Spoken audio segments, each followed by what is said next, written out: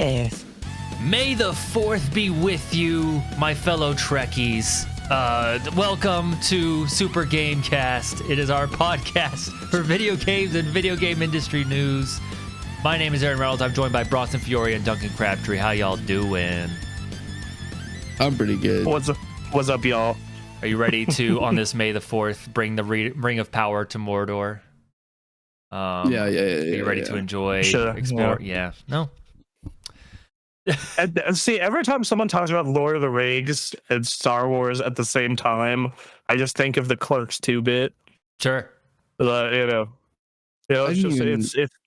It's three movies about walking to a fucking volcano. Hell yeah, it is. I didn't even realize that it was May the 4th. Yeah, I I know. didn't even think about it. I had to type it out. I was like, oh, shit. I was up last night late making my video on Star Wars. So, which was today. Because I started maybe too late. I started at midnight.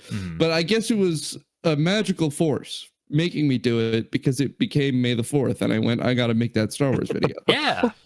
Yep. So it was meant to be.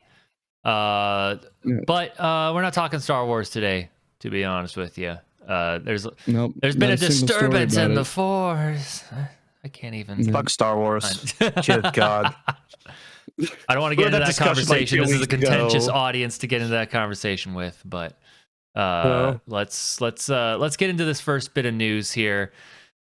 First bit of news, which is just a mind boggler. Microsoft has raised the price of all Xbox Series consoles. Xbox games confirmed to hit $80 this holiday. So what are we doing? They switched it at first. We can do it. And they just unleashed the floodgates. So I knew this was going to happen. I didn't expect Microsoft to be one of the first to do it. I didn't expect their hand to be hovering over a red button, right? Right?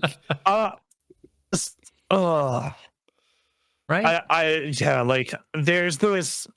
They say it's because of market conditions, and the joke that I always say is whenever they say that, just tariffs. You mean tariffs? Tariffs, and not even necessarily like that they need it. It's that it gives them the proper excuse. Like, why not? Yeah. No, absolutely. And I was expecting it on the accessories. I was not expecting the consoles, and the consoles this much. Right, $80 increases. Quite a bit. $80 and in some cases $100. Like the digital Xbox One X and the Series X, $100. The 2 terabyte Galaxy Special Edition, $130. That is more. The Series X 2 terabyte is more than a PS5 Pro. It's crazy. Listen. Yeah. Market conditions have caused this issue where the market has conditioned my pockets to be so full, and I just need a little bit more in there. So let's get this $130 more. Come on. Dude. You don't need a PS5. You don't need a PS5. You've got an Xbox, and you can have another Xbox for more money. I'm winning. I'm winning so hard. Yep. I know. Yeah, I will say this does kind of also feel like a move from someone that doesn't give a shit about the hardware business and is just trying to get out of it as hard as they can. I mean, that's the only rationale at this point, right? It's like them making the first move is just them being like, how can we like bump up the sales of the people that are probably buying Xbox now are really wanting to buy Xbox. That's where our brand is at this point.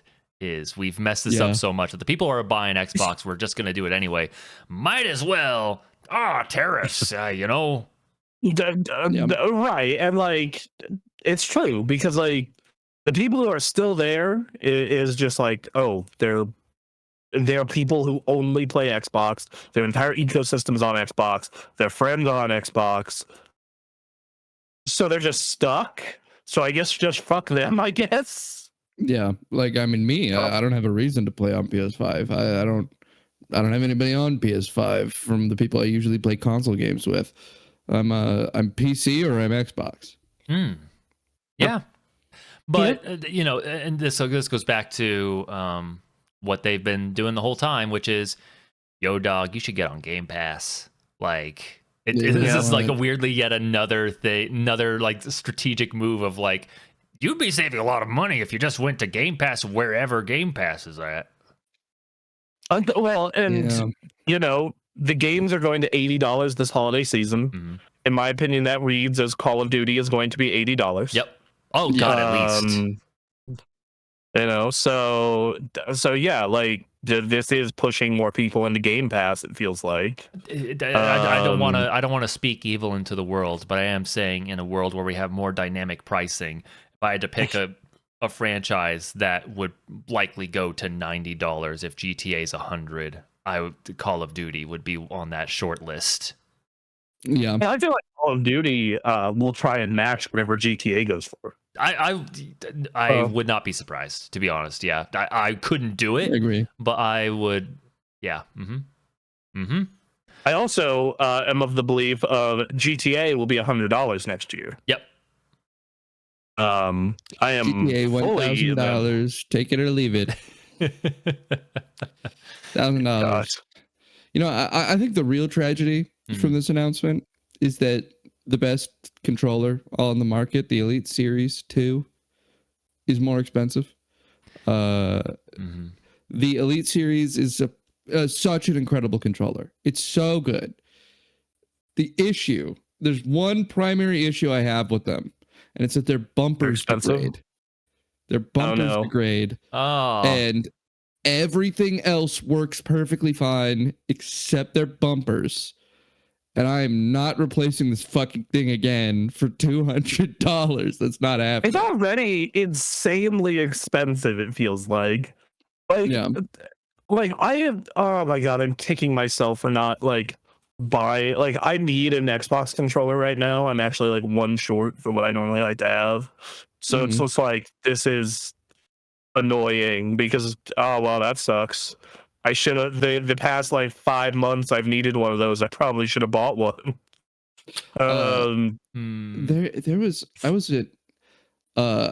was wasting some time the other day, and I found this website I was doing a deep dive on a website called govdeals.com. I was trying to find who is doing this. And it's a larger company called something Liquidation Services. Oh, good. And they have another electronics specific auction website for government repossession of goods. And I found 500 Xbox controllers being sold on this website for, at the time, it was like $1,000. Oh God, what? Yeah. No. It was 500 Xbox One controllers. It's because the whole deal with them is that they take failed companies or estates or groups that owed a lot in taxes or went bankrupt, and they need to liquidate all of their goods, and they auction them. Mm-hmm. And so it was some electronics company in the greater area that I live that we live in went bankrupt and just had 500 Xbox controllers out there. Yep. In the wild. Stuff, man. I guess so. You always hear about crazy liquidation sale shit, but oh God, I don't know. I usually my go-to is Facebook Marketplace. If you're willing to go do a little bit of a drive and you want to have a real good time on Facebook Marketplace, search for the Bay Area, bro. Dude, you have no idea. Govdeals.com. You know how many $100 fully functioning cars I found on there? Probably a lot. It's so many. It's so many. It's insane. There was an airport terminal taxi car that it was $50 and it just fully worked. Oh yeah, they got a PS5 with 2 controllers here for $300. Yeah, it's crazy. Okay, but So I guess that's a hot tip for if you're fucking looking at cheaper Xboxes. That is the hot tip. The hot tip is that govdeals.com. all of this hardware, you don't got to worry about any of this if you go buy it from the auction of the estate sale of a dead person. Oh man! Let me tell you, for the near future, you're gonna want to log the different ways to get the things you want to get, because it ain't gonna come easy. Yeah, because I mean, an extra $10 for an Xbox wireless headset, I'd rather die. And then we can buy your Xbox headset. And then you can buy my wireless Xbox headset because having purchased it, that's why I died, and so you can get a good deal. Yeah, there we go. See, this literally just goes into Microsoft's plan of, yo dog, we are out here leaving the hardware game. We are so far out the door on the fucking hardware game that we're done with GG's. It's been a good run. Like, I cannot, because who the fuck in their right mind is going to pay $100 more or $130 more or even just $30 more for any of this shit? And it, like, this buying a new Xbox today. Yeah, no. And then, like, this kind of puts the whole portable Xbox rumors into question. Like, what's the price of that going to be out the gate? Well, so that is the rumor about that thing that's being made by Asus. Now, we're going to assume that Microsoft is subsidizing that a little bit. Not much, but a little bit. And let's say it's somewhere in the performance of where an Ally X is. Like, I could see $700. Yeah. Maybe $800. Like $700 to $800. I could see them maybe getting it down to $600 if Microsoft's really is willing to take a bath to get into the portable space. Mm-hmm. But like that's hear me out. Hear me out on a hypothetical, okay? Yeah. Xbox, they go, we want to nuclear bomb overkill, mega pump this thing full of hardware. And they make a thick portable that's got effectively every single thing that you can fit onto a portable motherboard from Asus put inside of this device. It's as close to a current gen PC that they can get their hands on and fit in a portable device. How much would not nuking the battery. Right. No, they put two batteries in there. They nuked the battery, but there's two of them now. Oh, that's okay. So, all right. So I would do a rough guess in my mind, going because there are Chinese companies that do stuff like that. Judging by how much those cost, that'd be like $1,200. $1,200 to $1,400. All right. So now the question is, that comes out and it's $900. Are you in on that? No, because of a lot of reasons that are like the one, I don't think its battery life would be really good even with two batteries. It would probably be really fucking thick and heavy. I also think that like the portable space does not necessarily always benefit from a ton of horsepower because these screens are itty bitty. Like, I'm gonna be real. I've been playing Splatoon 2 on handheld mode, or sorry, Splatoon 3 on handheld mode recently. That game looks great, and it's running at 720p, and it's on an old as dirt engine. Yep. So it's, I don't think the handheld market benefits from what I would call the Xbox monstrosity that you just mentioned. The Xbox monstrosity. I say this because I think my moonshot is that I think Xbox is going to go, well, the problem in the handheld market is that they haven't had enough power, and they're going to try and release a super powerful handheld and they're going to try and undercut as much as possible on the on the cost of it. That's my baseless random shot in the moon. See what happens. I could totally see them doing that, which bums me out. See, I think they're going to be doing something way lazier, which is they're going to take an ROG Ally X and put an Xbox Big Xbox OS into it. Like, yeah, they're gonna put an Xbox OS, so you can play the 360 games, and they can have your full Xbox functionality on a handheld. Like don't have to put up with Windows. Yeah, I think that's what it's gonna be, because like it's already been leaked that it's Asus and them. So that's my guess. I don't know. At this point, I think Microsoft, as much as I want Sony to have competition, like real head-to-head competition, it's very apparent Microsoft is not interested in doing that, and would probably has the most to gain just by becoming a third-party publisher and saying, hey, yeah, if you're in our ecosystem, we will make a minimum amount of current gen boxes for you, and we'll sell them at cost. Sorry. And then that's kind of it, you know. That's what it seems like at this point. Yeah. All right. Well, if you needed yet another reason to maybe not go into Xbox beyond Game Pass, there you go. Yeah. Now they're stabbing you. So they're stabbing you and they're taking your money.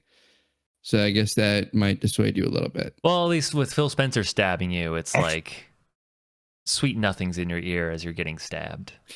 Yeah, well, yeah, because we were talking about this before the podcast, to say, he's at least affable in person. Phil Spencer's a really nice guy. So Duncan, I don't think I've ever told this story on the podcast when you've been here. I've met him twice. I had a really weird interaction with him. I went to an Xbox game showcase in 2016. And I'm kind of I'm hanging out at the food tray. Like we're having lunch. We just got done doing our interviews and everything. And he comes up to me and is just like, hey, what looks good? Like as I'm like looking at the sandwiches, or what is good. And I'm just like,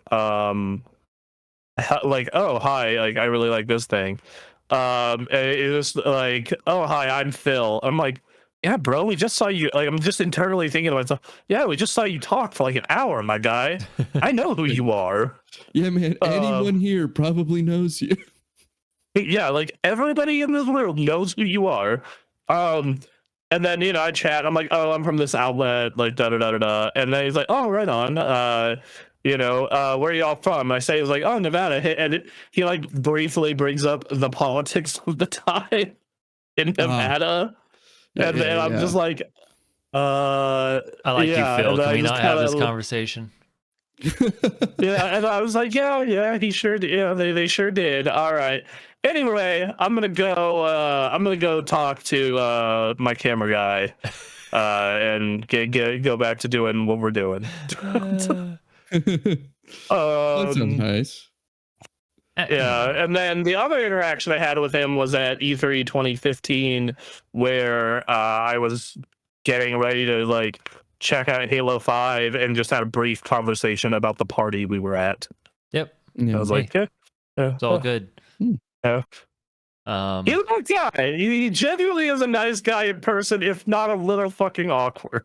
Right. Which, you know what? Who among us? Who are we? Yeah.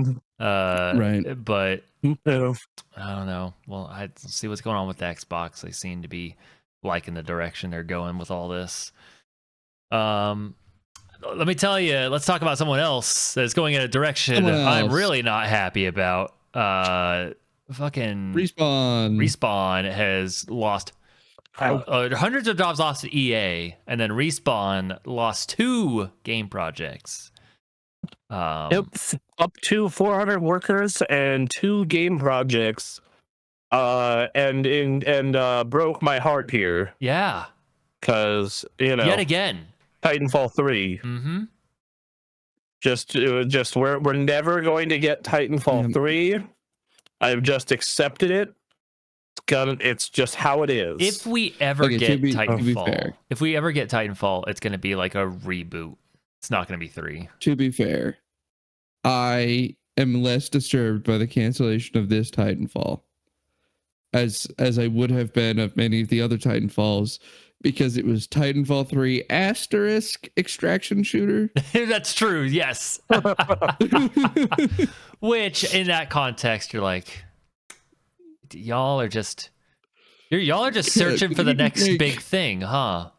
Could you just make maybe Titanfall 3? That's the crazy thing. Asterisk extraction shooter. You did the thing with Titanfall 2. Do that again, but like bigger and like do more with it. That's all you have to do.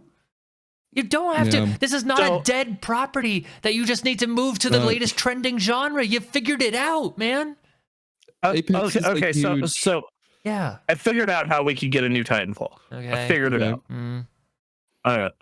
So what you do is you just call it Apex, like give it Apex something. Like it's now an Apex spin-off, and because they're set in the same universe, Titanfall and Apex, it just has a bunch. It's like all the mechanics of Titanfall, but it's like just called an Apex game.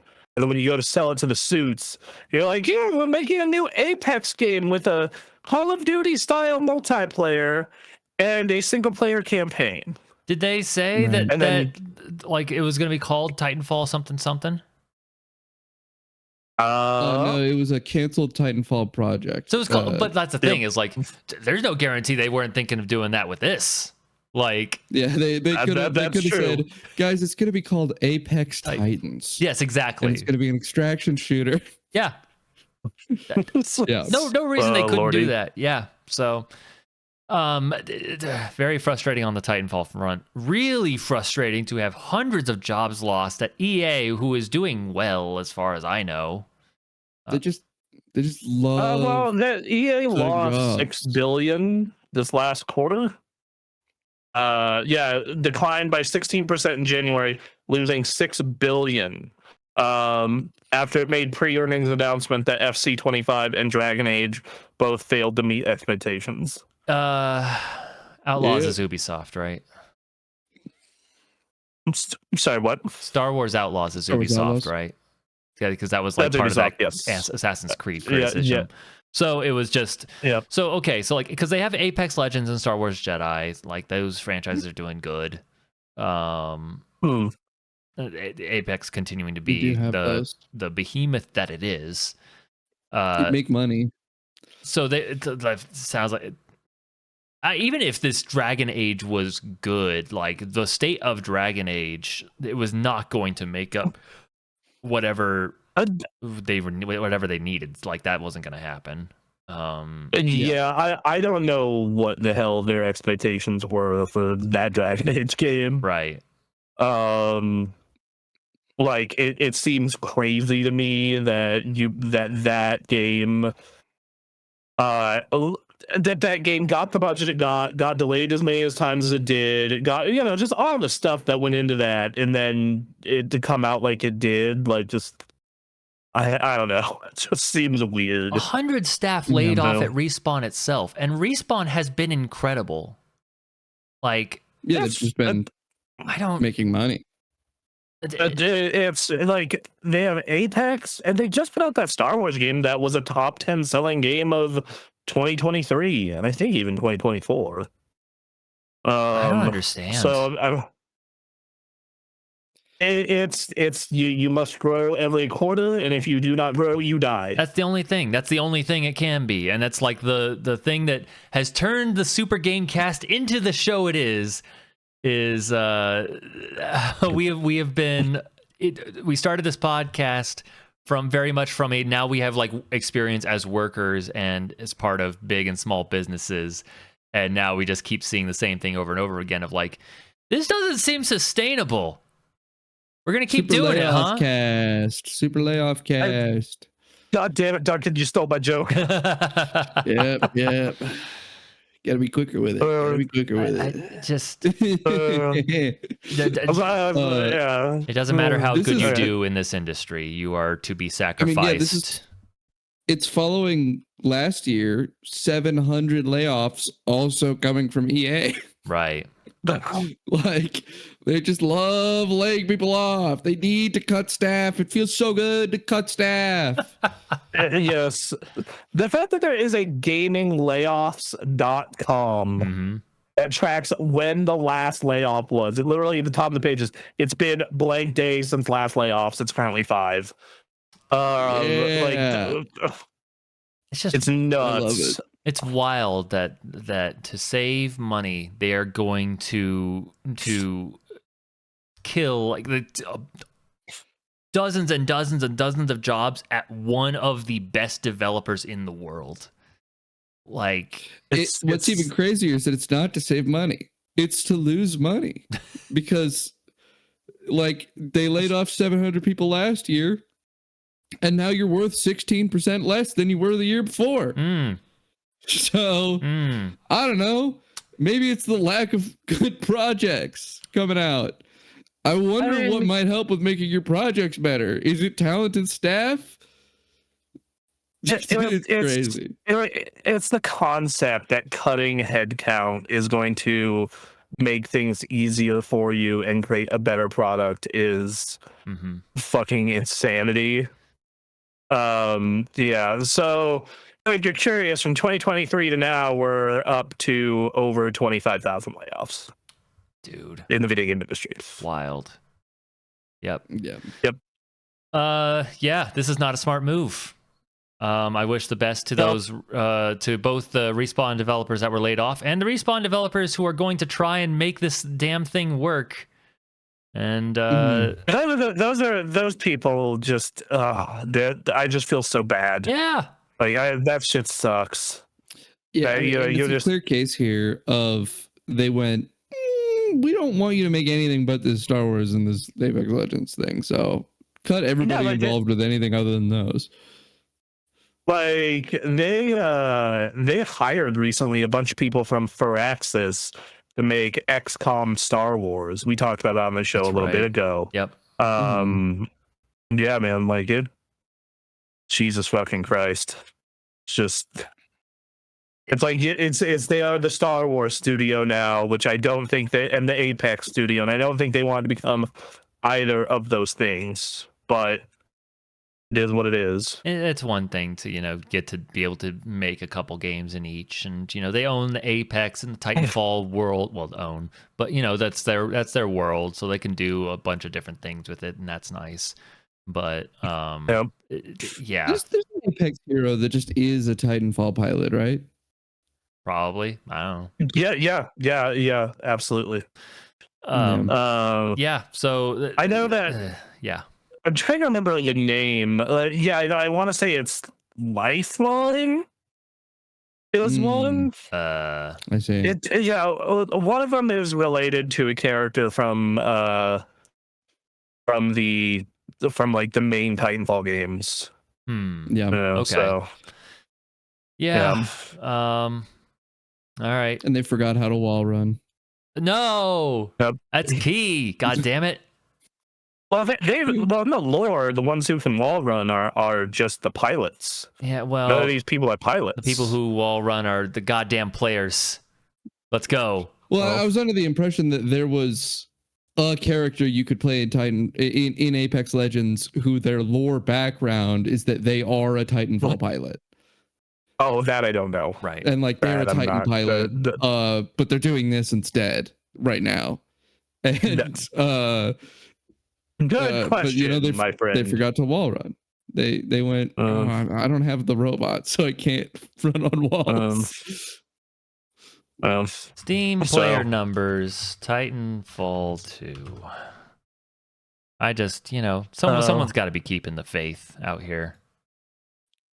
Titanfall 1, that game got annihilated by hackers. 24-hour peak is at 3785. That's actually not bad. It's not terrible. That's actually not bad at all. Like I know a lot of games that have less than that are doing okay. Yeah. The peak is at 8 p.m. Oh, so probably 7 p.m. for y'all in Pacific. That's funny. The character in question That's I was actually thinking of is about Valkyrie, by the way. Okay. that's about what Halo Infinite has, by the way. Really? Halo Infinite at 39.57. Now, Halo has the thing of where, like, a lot of its player base is on an Xbox or on the Xbox app. Mm-hmm. So it's like, but still, like, Yeah. not bad. Yeah. All right. Well, every so often it's like, man, Titanfall 2. What a good time. Anyway. And it's almost been a decade since Titanfall 2 came out in 2016. Yeah. Damn. Well, Almost a decade since they made Peak. I know.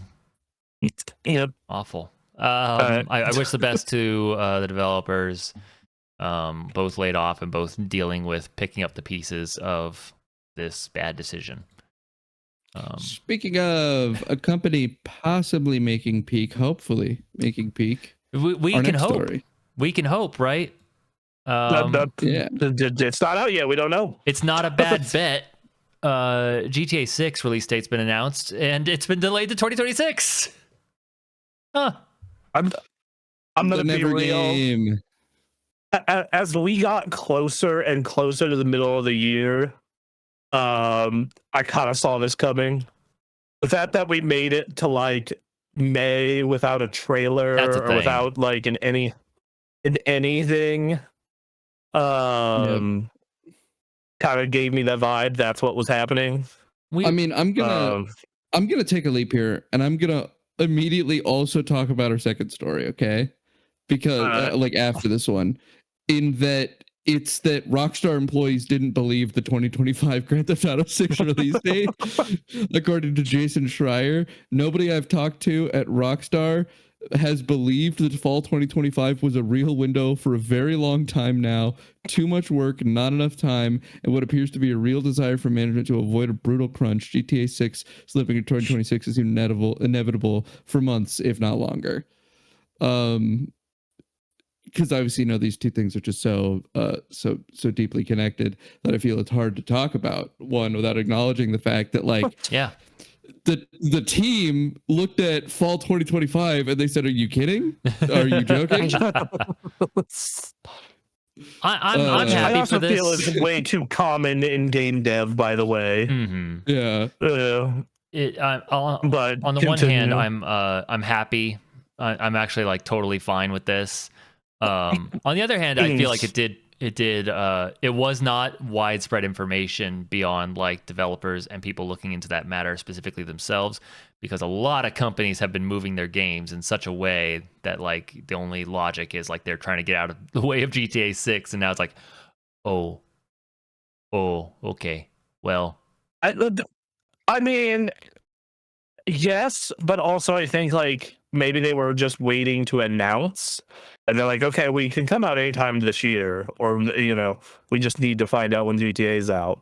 Well, right. So the real test, the real thing is going to be like, all right, in the next few weeks or months, like, November, totally. I have a feeling that is going to be Summer Games Fest. Right. Yeah. Yep. Well, that's the perfect amount of time, right? They're having these conversations right now, and we've got over a month, a little bit over a month. Yeah, so now we know. So we know what's going to happen is we're going to get a lot of dates next month. Which I think it's certainly a blessing for other developers who were like, yeah, I'm not gonna release my game in fall of 2025. GTA 6 is coming out then. Yep. Because like we don't have a lot of stuff confirmed for like August or later. Mm-mm. Like we really don't. Everyone's been getting out of the way. I'm looking. I'm looking ahead, and it's like, okay, Metal Gear is out in August. Mm-hmm. Right? Looking forward to it. Goes to Yote's October. And that's kind of it for stuff with solid dates. Well, Borderlands 4 is September. We do have a lot of unconfirmed vague dates for 2025, I think, though. Probably, that yeah. could reasonably be in that latter half of the year. Yes. Like Like that new man, if that comes out this year and I have it on my fantasy, I pick that as It's a gonna be so good joke for you. in the fantasy league. That is amazing. That is I mean, absolutely amazing. I guess it does have to come out eventually, right? Like one of the years, somebody Yeah. who's picking it as a joke for the fantasy league does have to hit. Someone will get it eventually. Someone will get it eventually. Yeah, well, there's actually not a lot of stuff this year that's been announced that's like second half of the year. It's like Ghost of Yotei and Borderlands and Metroid Prime and Pokemon. And like I kind of always have Nintendo in its own category just because That's true. like Nintendo would put Metroid Prime out the same day as Grand Theft Auto. They would be like, They would "Oh do yeah, that. no. Sure." They would go, Like, what do you mean? We don't have any audience overlap at all with any other video game made by anybody. Right. Yeah, like we are Nintendo. You may have heard of us. Mm-hmm. Mm-hmm. Yeah. So yeah, man. I completely, and everything I've heard about this game, it seems crazy. I wish they would just put out another trailer or something. I know. Just to give us a little something more. Yeah. It's I'm really looking forward to it. I really, really am. Some story stuff. A story trailer would be cool. Yeah, like this is coming out May 26th, which I want to say that's Memorial Day weekend. So, that's pretty great. Sure. 3-day weekend, baby, and play Grand Theft Auto. Yeah. Let's go. So, all right. I'm down. That's really all there is to that story, I guess, is Yo Dog. People were looking forward to that game for this year, but I think waiting on that is a good thing for that game. One of my favorite things right now is the fact that it is like the amount of like just time comparisons. I've seen people posting like, yeah, I was in high school when this came out and now I have a kid. It's 2012 for GTA 5, right? 2013 came out in August of 2013. Okay, 2013. So 12 years ago. So I was in middle school. Mm-hmm. You were what?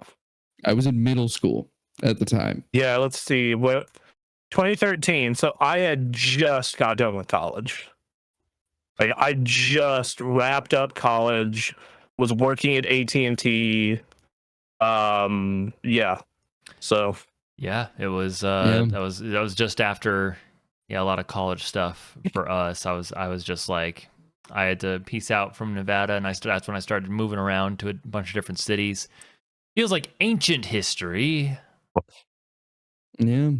Yeah. I was like, sick, cool game. I'm gonna do my homework. So yeah, I'm again, and then like just the hype of what is this game going to be about? What is the story going to be?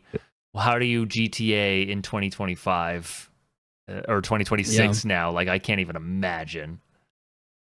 It is. I think that it is. I was gonna say the time comparison is crazy though. I was in middle school. Now I have a cubicle. I have.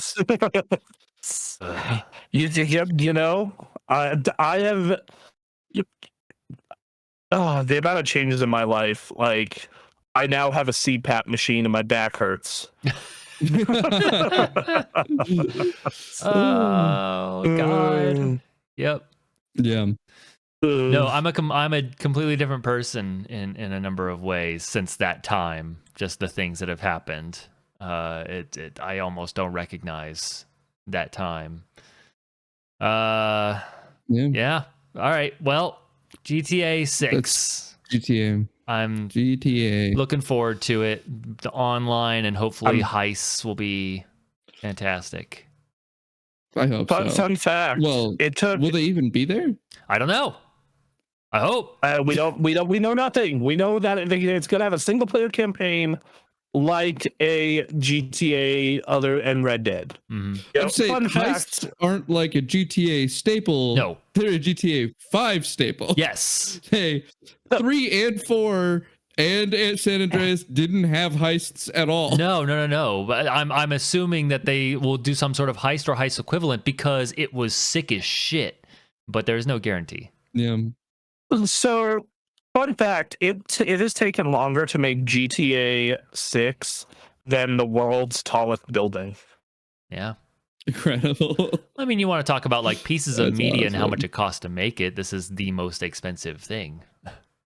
It also costs $500 million more than the world's tallest building. Mm-hmm. Whoa. Mm-hmm. And I believe that like I think that it's approaching the cost of the world's most expensive building to produce. Oh, that can't be right. No. Vladimir Putin's house is the world's most expensive building, I believe. Well, yeah, no. The world's most expensive building completely blows out GTA. Okay. So the world's most expensive building specifically is home. Oh, how much specifically home? Crunch these numbers. This is important. The world's most expensive home is $2 billion. That is not what Google is telling me right now. The 27-story Antilla in Mumbai, India, valued at $2 billion. Oh, yeah, there you go. So it's the same price. So it is okay. For now. So GTA is 2 for now. Yeah, we don't know what GTA. Maybe GTA went over budget. They might have went over their $2 billion allotment. They haven't begun to market. Building is like, there's like religious sites. There's incalculable. Just Googling it, the thing that comes up is the Great Mosque of Mecca at 100 billion. Yeah. So, yeah, I'm very much looking forward to it. That's the video game of all video games. So, yep. So, all right, you guys. I feel like the whole industry is waiting on that game to come and save it financially. I mean, I don't think that's what's gonna happen. I don't either. I think GTA will get its money back, and I think everyone's gonna get it, and that's it. I think that like the industry is assuming that this is going to drum up more interest in video games again, and people are going to buy more again. More than ever, but it's not enough. Not enough people are into video games. Oh my god. Yeah. We need to get everybody and their dog into the video games. But not just video games, paying $80 regularly. Surely in this economy, that's what you want to do. If we just market to you enough, you're going to do that. Losing $80. I love it. Paying $80. Good times. I like paying $50 for Expedition 33 and Oblivion. Then you're killing video games. You're killing video games. So am I going to get games just like Expedition 33? No. And I just keep paying $50? You're going to pay $80 for that. If you pay $20 for Noita, you're killing video games. You personally. What if I pay $35 for Sea of Stars? No, you got to pay $80. Anything less than 90 and you're killing video games. And, they're not even selling them for 90. You scum. You scum. How dare you? If you play Marvel Rivals, you are obligated to buy $80 worth of skins. Paid $80? Minimum. You didn't buy the $110 deluxe edition? I should put you down like a dog. I am up to $45 on Marvel Rivals. You are killing video games. Damn it! You video game killer. Bronson Fiore, video game killer. Make the poster. Bronson. Only spent $45. I should hang you in a public square. Damn. I know. Well. People are wondering why we're in a certain mood. I think the next story we're gonna get in. This is what's gonna take up this podcast here. This is where you take it away. This is where you guys who know so much more on the subject. I appreciate your perspective for sure on this. Yeah, we do want your perspective because I think it's going to transition into to broader media stuff. Especially, this is also going to be a little self-reflective because Giant Bomb is kind of why we're doing what we're doing. It's why this is happening in a sense. I know Bronson, you were writing stuff on the Rooster Teeth blog, and you were watching GameSpot and all that. But for me, it was like we were talking about video games. I think we started before I got into Giant Bomb, but this was the inspiration. Because like I remember I showed you Giant Bomb a little bit after I knew about them, which was like May of 2008. And then we started like a couple months later. You showed me. So Giant Bomb happened. You probably told me about it. We had our Halo 3 custom game match that started GameCraft in like June or July, and then I remember experiencing my first Giant Bomb thing actually in December. So you might have been telling me about it, but I was moving to a completely different state and was busy with other stuff. All these years later, the actual story being that the future of their website is in doubt. Just the big guys are leaving. The big guys. In doubt is such a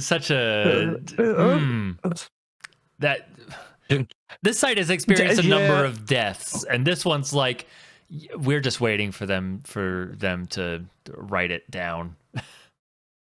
They dodged years worth of bullets is what was happening several times, but this one, the corpos finally got the headshot they've been wanting all this time. Like that's when you came and you asked me to get more involved with this channel, a part of your pitch about doing this with you guys was that you were like, I think that there is you said you think that there is more of a market for this kind of games media content because Giant Bomb died. Yeah. And the viewers, the refugees of Giant Bomb, have a thirst and a hunger for people talking about video games. And then I'm learning now Giant Bomb is dying again, a more deadly death. Before, like, they at least had some stuff going on, like Dan Reichert was still doing stuff, but now it's like, nah, dog, this is dead. So this is So Aaron, hit us with what happened this week with this lovely with this lovely stuff that went down. Fandom, piece of shit website.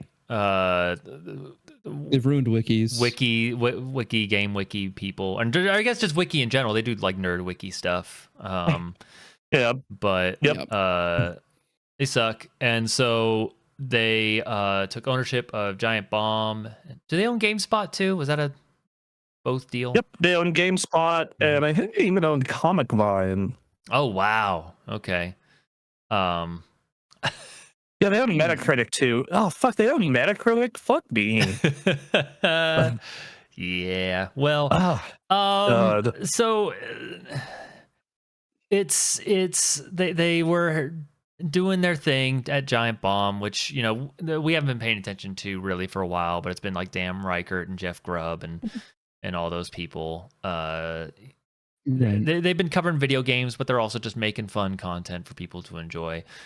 And they got yelled at, I guess, for not being brand safe. You need to be good with the brand of fandom. The wonderful brand that is fandom. You need to be in line with it. Well, yeah, it is because of they because they are an SEO hole. They want to be appealing to every advertiser in the world. so they have to be PG-13 or less. And and if you have ever known anything about Giant Bomb, they're never been that. Yep. At It's kind all. of part of the ethos when it started. Yep. Duncan, I sent you that clip about the steam cocaine laundering plan. Steam cocaine laundering. Yeah. That's certainly not brand safe behavior. No, it's not. There's a lot of things that are not brand safe. Those vile villains, how dare they? It's wild, what though. What of the ads? What of the brand? It's wild, though, because there are tons of people who do very similar behavior in creating content all over the place where advertisers are putting their stuff out. But it's not all advertisers. It's not every advertiser you could ever imagine. Yeah, that is a thing, is that if you decide that you want to make even just edgy jokes, you've probably locked yourself out of 30-40% of the available advertisers in the market, which not a huge deal, but it definitely means that the rate that you get per ad is lower than it could theoretically be if you were completely brand safe. So I understand that, these people have, brain damage and don't understand what Giant Bomb is or how it functions or what its appeal is. But I find it hard to believe that in a world where some of the biggest, content creators who are, a place to do advertisements like XQC and Hassan and Asmongold and really, you're going to get on Giant Bomb for its shit? Have you seen this world? Yeah. Well, the thing is, though, is those are two individuals that, and that's part of Twitch's ad problems, right? Twitch has this issue too. Twitch does have a pretty severe ad problem. That's one problem of many for Twitch, but yeah. They got effectively blacklisted from receiving ads for a lot of Twitch's advertisers. The thing is that when you are brand safe, you have more access to ads, but having no audience or hosts makes you have even less access to ads. You don't understand the thing that you have. Yep. You killed the website. You're not saving this. And they put out a pair of really tone-deaf posts on the forums and on social media. Let me read this. This is truly, did you know Giant Bomb live streaming is temporarily paused? We understand this programming pause isn't ideal for our audience, but it's part of a strategic reset and realignment of our media brands. Ugh. We appreciate your patience. We built the next phase of exciting gaming and entertainment content for fans everywhere. Out of privacy for our team, will not comment on any staffing changes. We know you have questions and want answers. Our promise to you, we'll update you in real time as soon as we have more information. Stay tuned for more updates, and we will be keeping this thread open as a place for you to discuss these changes. Corporate brick wall of a post. And then there is 785 posts of saying who the fuck is this guy and telling him to fuck himself and his corporate owners. Basically. So that bit, in short, they don't understand what they bought, because anyone who have followed this site in any incarnation from 08 to present, it was like the personalities. That carried that place, like the personalities and then the fun ideas to use with those personalities and that content, and that's what kept it alive and doing well. And yeah, no man, no one, none fucking did This goes back to. Oh, go ahead. Oh, you go ahead first. Okay, well then I will go ahead. All right, all right. It is in line. It is in line with fandoms. From what I understand, their general market strategy to do things like this, right? And fandom is evil. I hate them deeply. And what their general strategy is that they make acquisitions and then they just make those things worse. They They literally just purchase websites, existing communities, and they then take those websites and they make them less functional by putting ads in more intrusive places and selling more ads. So their entire business strategy is, we're going to purchase a wiki, we're going to make it a fandom wiki, and then we're going to fill it with ads. And we're going to take the wiki space and we're going to just destroy it by making it less functional but more advertiser friendly. And they've done this in a ton of places. You know, like I said, they own Metacritic now. Their strategy largely hinges on being fundamentally necessary parts of the ecosystems that they're entering, which is why they're having such a clear problem with Giant Bomb, I would surmise, is that Giant Bomb, while historically important, is not like a linchpin holding gaming media together. It's just a famous gaming. It's a famous gaming media group, not the thing you have to go to have something. And most of fandom's properties are things that you need to use and don't really have an alternative to for a lot of the stuff that is that you're trying to interact with. A great example would be Hollow Knight's wiki. There's a great video by Mossbag explaining how the Hollow Knight community had to completely reboot their wiki because fandom owned the Hollow Knight wiki and just made it like inoperable. Great. And so the entire community had to completely split.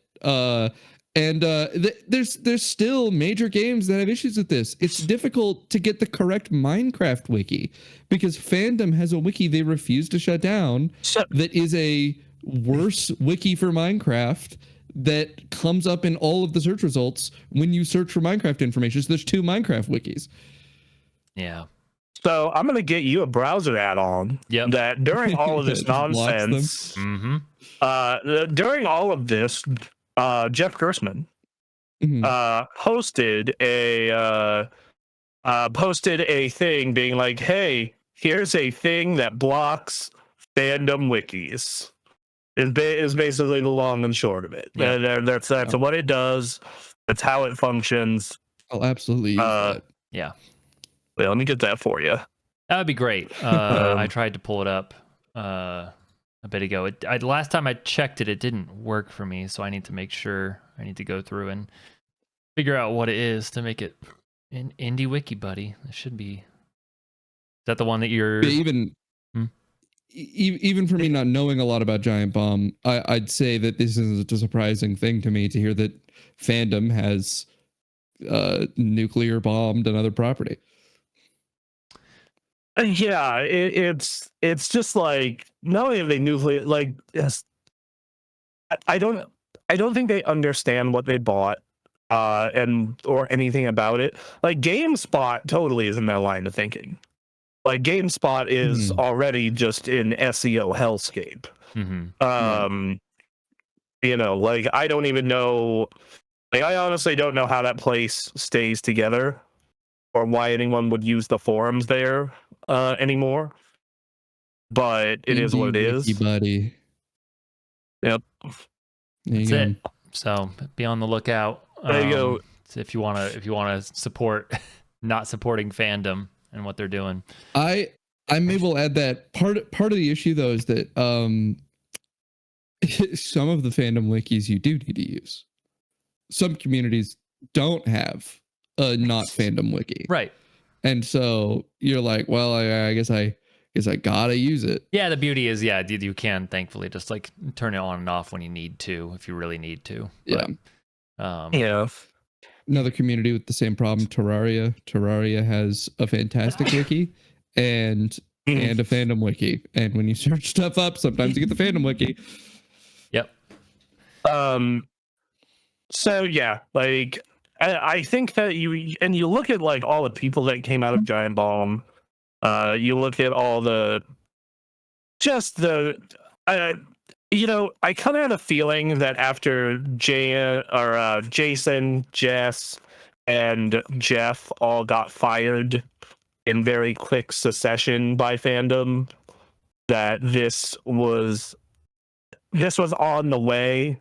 In fact, good on them for keeping it going for 3 years. Well, that's the thing. They've like been able to hang on to a portion of the Giant Bomb audience, and it seems like also gain like a new, different audience that have been wrapped into like the whole history of Giant Bomb now.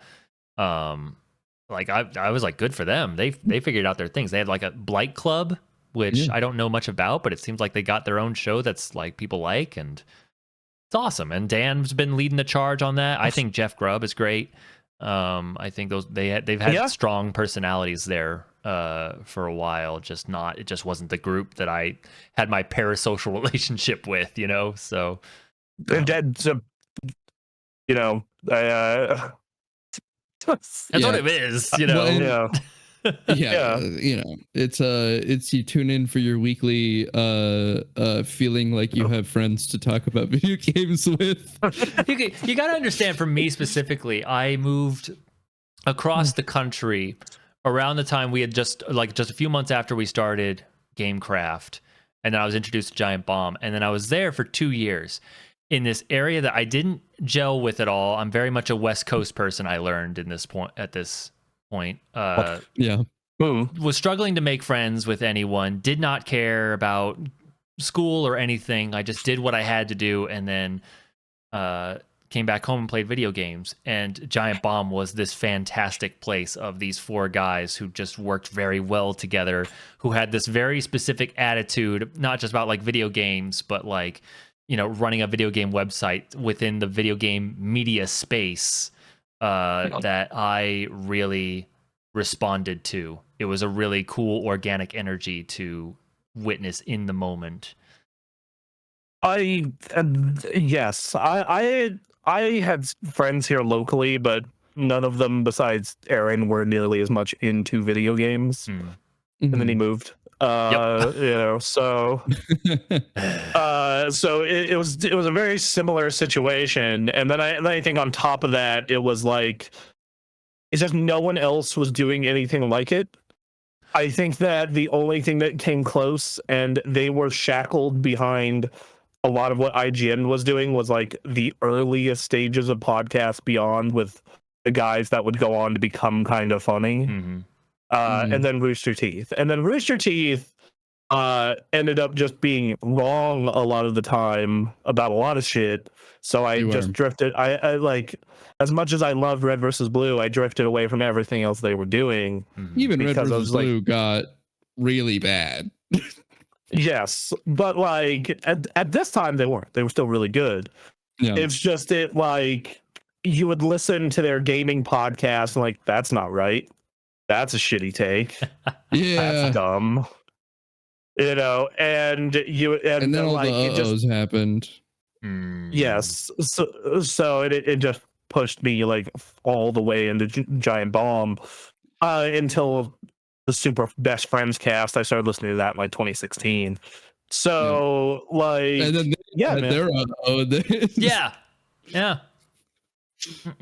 I'll say that this isn't the only example of a legacy media group dispersal resulting in, you know, other successful people coming out of it. I mean, in fact, Rooster Teeth that we just talked about, they disappeared, and everyone in it went on to just go make like new podcasts and stuff, and they're perfectly fine now. And that's what's happening on Giant Bomb, is like, you have a bunch of people that have become Twitch streamers and become their own thing, and like, there's already a bunch of leaks that Dan Reichert, Mike Minotti, Jeff Grubb, and one other person are making something called Party Mode. That's what they're calling it. Like Vinny, Brad, and Alex made Nextlander. Jeff made the Jeff Gerstmann Show. Like, you have the big concern that a lot of people have expressed is just, hopefully there's enough money in this fan base to go around for the separate Patreons.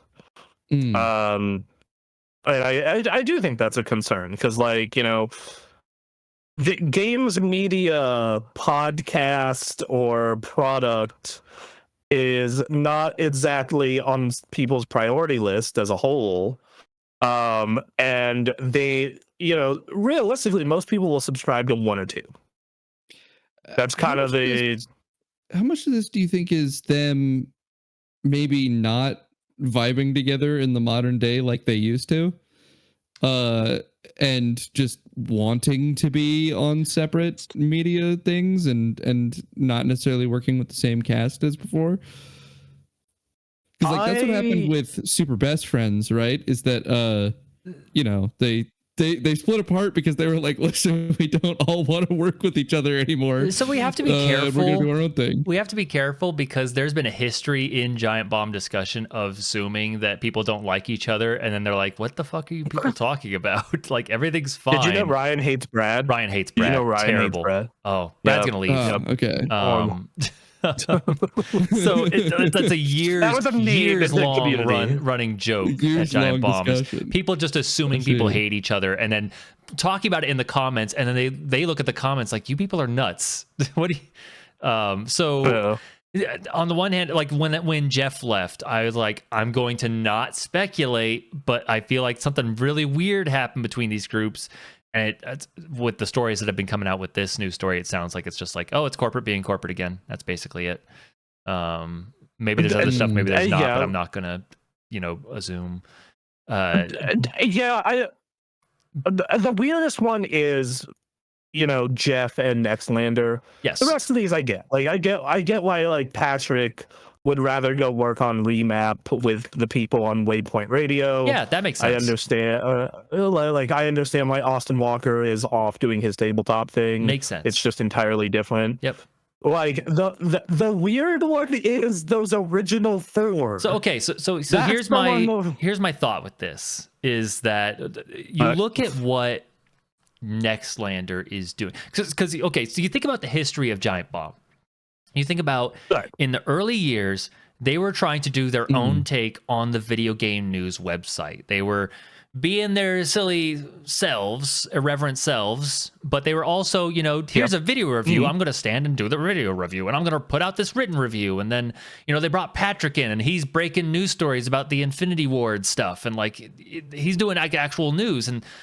But over time, and this is something that like the whole site like slowly pivoted toward, is they were figuring out the personality website space. Like, what if we're just personality videos and podcasts and stuff, and that's what drives it? We're talking about video game industry stuff, and that's where our value is, but like, or where our base value is anyway, but it's personality stuff, and it's us having fun and finding, Dan Riker comes in and he wants to do like Mario Party or Steal My Sunshine, just different mini games out of video games, and people are having fun. They did a lot of great stuff with that. Now you look at how they split up. They obviously split up, awkwardly, because 3 people decided to leave while Jeff decided to stay. And then Jeff ended up getting fired and was going to leave, like a year or so later. You look at what they've talked about and what they've talked about and what they've been doing. Nextlander, Vinny, Brad, and Alex are doing what Giant Bomb's been, which is, yo dog, we're going to have a games podcast. We're going to talk about video games news. We're also going to talk about our own lives. And then we're going to do essentially like Let's Plays and quick looks, and we're going to jump on and play video games, and we're going to have a good time together. And like, that's Giant Bomb to a T. Like they're doing it. Yep. Jeff is doing Giant Bomb stuff, but he has said out loud that he wants to build this into something bigger. I think he still wants to be like video game news coverage site. And I think those are just different priorities. I don't know. I think Jeff wants the combo that Giant Bomb was. Sure. That was both, that they were doing both. I mean, yes, he's doing like the energy drink rank. I don't know if he's still doing the energy drink rankings, but he is. He is. Okay. He is. He's also still ranking the NES games, which makes sense. Yeah. No, he still does silly stuff, but like, right. It just, I wonder if their priorities for what they want their projects to be are just different. I guess. I think one thing about and that does make sense, because like one thing about Nextlander that I find weird is they don't do a video podcast. I do And it find that actually weird, but they really- already do, because like they already have. Because does the podcast upload onto YouTube even in audio form? No, they don't upload the podcast to YouTube at all. I don't understand that. That seems weird, but okay. I don't. I don't either. Especially because like it might also be a scheduling thing as well. Like the fact that the East Coast versus West Coast, that 3-hour time difference. That's part of it. Putting them all together. Yeah, they are committed to the coast that they're on, so that doesn't help things. I mean, I still think there's an argument to be made of like y'all should do like a hotspot equivalent and just do like a once a month thing, and then. So here's what it really is. Here's what happened. Okay. Here's the scoop. I obviously am the one who knows. Jeff Gertzman had a secret love child with all three of the hosts of the other show. I was gonna say which one of the three, right? All three. Right. It was. I was gonna say Vinny. I was gonna guess Vinny. The chaotic child that would be spawned from those two. And they were able to spontaneously create a child, and they were having their married life until one day it turned out one of the Nextlanders was cheating with one of the other Nextlanders, and in fact both of the other Nextlanders. It was a 3-way cheating all on Jeff Gertzman. Damn. And they said he found out we need to divorce him because they were all married, and we need to divorce him and take the child across state lines before he can get custody rights. And that's why they're on different coasts. Okay. And there's a bitter feud of blood and hatred. Well, what I've learned is what properly settles these disputes over custody over children is to have a match this Sunday at SummerSlam for the custody of the child. Right. If that's the case, my money is on Dr. Tracksuit. My money's on Jeff. He's got Dr. Tracksuit. I mean, come on. You got Dr. Tracksuit, bro. Doesn't Alex manage the wolf? He could take out all three others. Alex does manage the wolf. So Dr. Tracksuit versus the wolf. I don't know. That's a pretty good match. Yeah. But I like this League of Heels. League of Heels was the best part about fucking PAX. It became the best part of PAX. That was fun. That was a League good time. of Heels was so fucking stupid. Someone bring that back, Lord. Yeah. Oh. I think there is a context in which you could bring those four together. I mean, I think that's the thing. The big overarching story of what Giant Bomb is and what this news story essentially signals the end of is Giant Bomb was ahead of the curve in so many ways, and it was cool until it became their downfall, which is that they started doing their monthly subscription specifically to Giant Bomb and trying to generate money, and then eventually getting bought by CBSI because they couldn't make enough money. And then like a year or so later, Patreon starts. And if this had happened, it becomes normal to do subscription services right after. They would have done it. They'd be done. They would go back to they would have stayed independent. They would be the red letter media of video games, and it would have been fine. And it just didn't happen. And more context that came out of this. I don't think Jeff publicly acknowledges it. I don't think it's like a huge deal. He's said multiple times that he's on good terms with them. And I believe it, but I do think he was a little hurt by them leaving. He has said publicly that, like, yeah, man, when like I got, I didn't. He said it on VGB. It's just like, yeah, I got way too attached to the site, like to the Giant Bomb name and the Giant Bomb thing I worked on for years, and like, yeah, I'd be kind of hurt when people would leave and shit. That might have just been Abby and Ben and other people, but I think that could apply to the Nextlander people as well.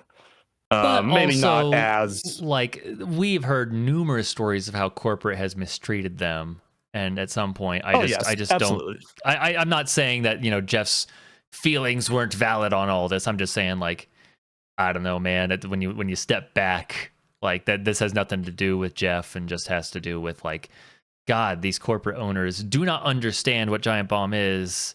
I don't know why they bought us, really, to be honest. Like, I mean, I could see a scenario where someone in his position is like, this has been my baby for so long. I want to figure out if we can just stick it through and get something to happen, like what happened with College Humor, where they were able to buy themselves and kind of fix the situation and became Dropout, or just hoping there's some way you can salvage this thing that has been kind of your legacy, right? Like if you start something like this and it goes for so long and your name is so deeply associated with it, there's probably a sense of, I don't want to just get out because it's really inconvenient, and we've weathered so much before this, maybe we can figure out a way out of this situation at some point, as long as we just stick with it. And having other people give up on that before you can put you in this position where you're like, damn, that sucks. I thought they were really with me, even if they're right in the end, it still means that in the moment you're like, fuck, man. Yeah, I totally understand that sentiment, but it's very funny because like one of the revelations that came out of the VGBs thing, well, I don't know if it was a revelation. I think we knew this beforehand, but the first person that wanted to get out of Giant Bomb after it got bought was Jeff. That's the funny thing. Also that at the same time, he's just like, when we got bought by CBSI, Dave Snyder was like, walk with me.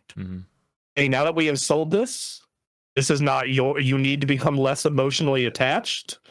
This is theirs now.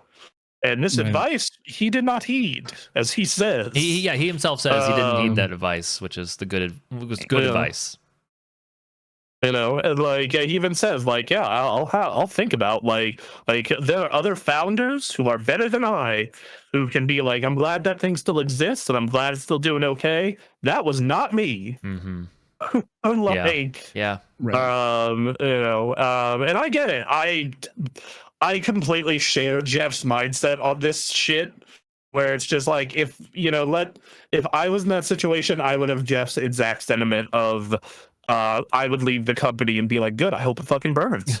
Right. Hope it burns the fucking ground. Yeah. So yeah. No. Yeah. So I mean, in terms of them coming together, getting the old four back together again, that would be the final like step of this whole process of this story of like Giant Bomb is this story of going independent against like the corporate awfulness that happened with GameSpot, and Giant Bomb grew out of that and fought against that, and then was just leading the charge in terms of personality-based content around video games and like streaming. Like they were fucking live streaming 4 years before Justin TV existed. Right.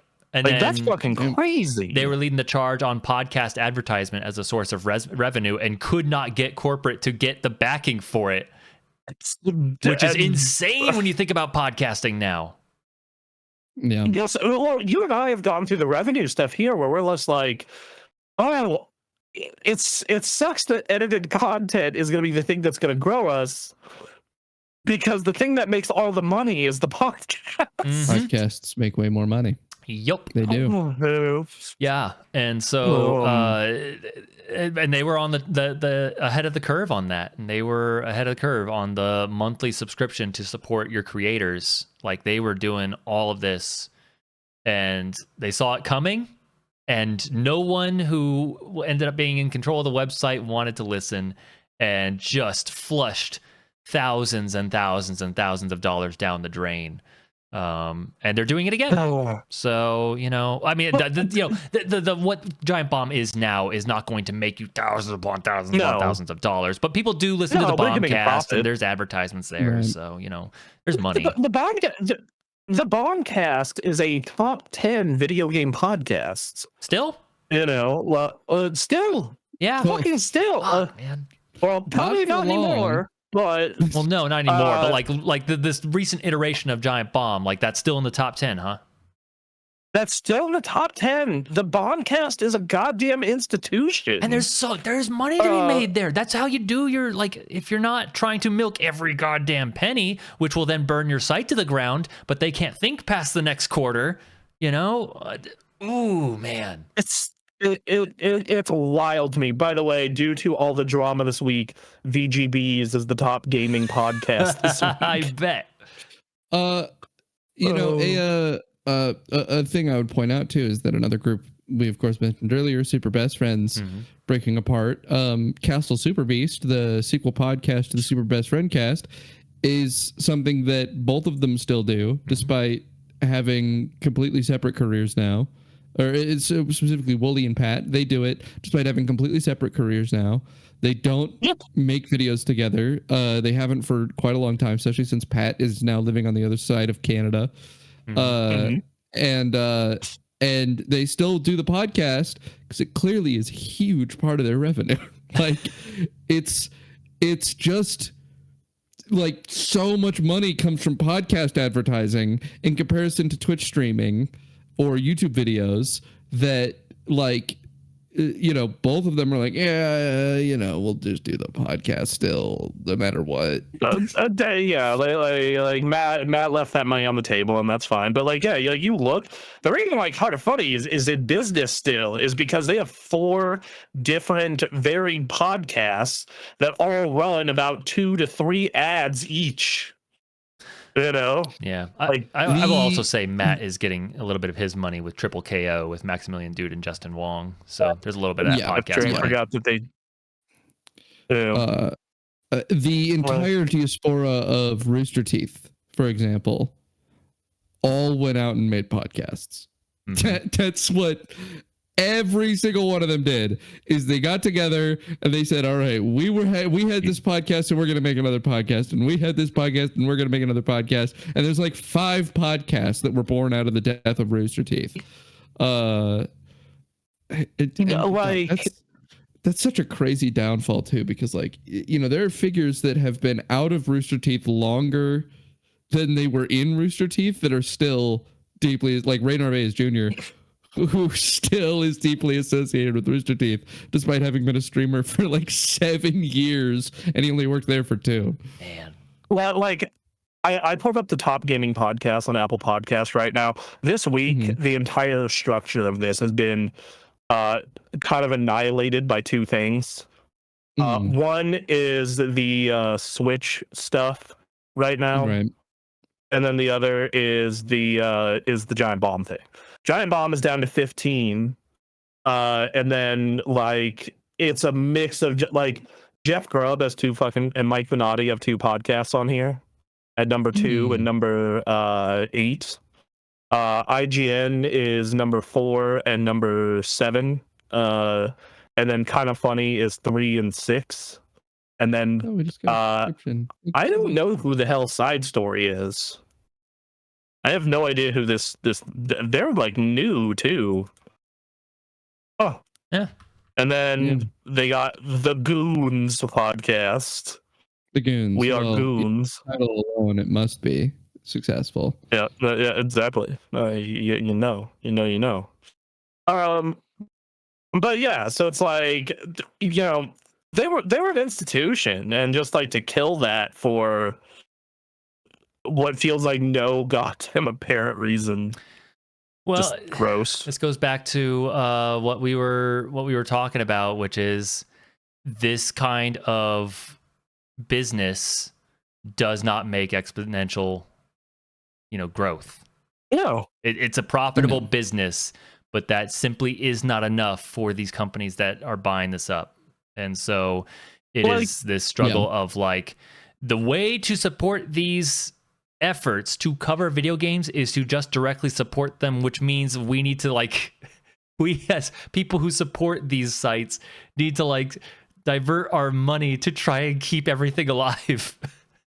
Spinning plates of our $5. You get $5. All right, now this month you get $5. Here you go, Aftermath. Here you go, Remap. Oh God. Oh no. was just like, oh, kind of funny. Oh, LSM. Right. Oh, Jeff Gerstmann show. You know, You better believe Video Games Chronicle. This podcast is giving money to Video Games Chronicle. God damn it. Yeah, this podcast kind of has to fund Video Games Chronicle, or else we can't do the show. Morally obligated. These people do such great work. Yeah. No, like, and the thing is, it's just like the best that you can hope for is like kind of funny. A lot, you know, I've talked about how I don't like the way they do certain things because it feels like they are too dependent on outside advertising, and that because they have a giant studio. And I'm just like, yo, homie, if you could have just run this out of your bedroom, you didn't have to do this. But it's impressive, and I think that's honestly the best you can hope for is having a small studio to be able to afford and do stuff and get out there. But I think most people are, you know, kind of it's a million small Patreons. Red Letter Media is the dream. Like is what you're saying here is like Red Letter Media is what everyone would like to become. Is you have a studio, you could put stuff out, and you keep doing what you're doing. Yep. They don't even do podcasts. They don't even care. Like they're just putting out whatever videos they want, and then they have a Patreon. That's it. Which, I mean, hey guys, I have good news. We can become that. Right. I mean, we got there's one people that got a head start, but it's okay. I mean, we can get everything but the making money part if I move to where y'all are at, basically. That's true. I mean, that will make it so we can make the money, right? Theoretically, yeah. If nothing else, we have good times. Theory. But Anthony's seen it. I've got a great space for recording. I have this office is basically 2 desks and an entirely empty floor. We have plenty of space here as well. So I don't know, man. Yeah, this site was the dream, and it can't fully become what it was again. To try and explain it is difficult. The closest I've come to is when Maximilian Dude has everyone over and they're all sitting on the couch in the same room playing some old fighting game. That's the closest it's gotten. Yep. Because man, I would actually kill for Red Letter Media to like sit on a couch and do a live stream and they're just watching movie trailers or something and talking shit. That would also be pretty close. Very cool. But I think a poignant statement to bring up was that from Grubb here. What was his first name? Jeff Grubb. Jeff Grubb.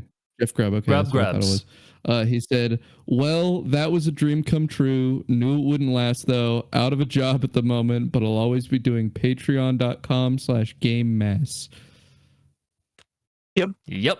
Everyone's got a show. Everyone's got a Patreon. And I got to be honest, if we were better organized as people who played video games and wanted to support video game creators in whatever form it takes, if we funnel our money to like our money and attention to the independent creators. And it takes a lot of like organization of our efforts, requires, stuff that we don't have in this moment to make that happen. But that's, if we wanted to create the future that needs to be, that's what it is. You're right. People should go to patreon.com/action button to support my goat, Tim Rogers. And another 6 hours. Man, if only donating money could afford like a hyperbolic time chamber for Tim Rogers. That would be good. 6 hours is, you say 6 hours, but his most recent video was actually 9.5. Fuck me. Jeez, I'm great. I'm good, dog. Thank you. You know what it is? It's literally just a 9.5 hour long summary of everything that happens in LA Noire. God damn, that's a lot. Yeah. Jesus Christ. Yeah. I don't know, but all I could say is this was a magical time, and it's something that in doing Super Gamecraft and what we kind of take for inspiration is just trying to get as close as we can to making that again. I one of their series that they did the first year of the site was how to build a bomb. And I saw this post on the Reddit, and it was pretty poetic. The only reason you build a bomb is to eventually blow it up. Right. Yep. So poetic. Yep.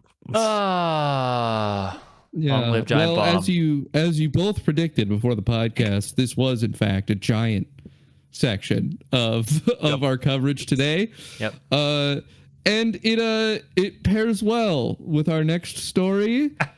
Polygon has been sold to Valnet with the majority of its staff laid off, which is another SEO click farm nightmare, and they're gonna milk it for every penny because they're soulless fucking demons. Yep.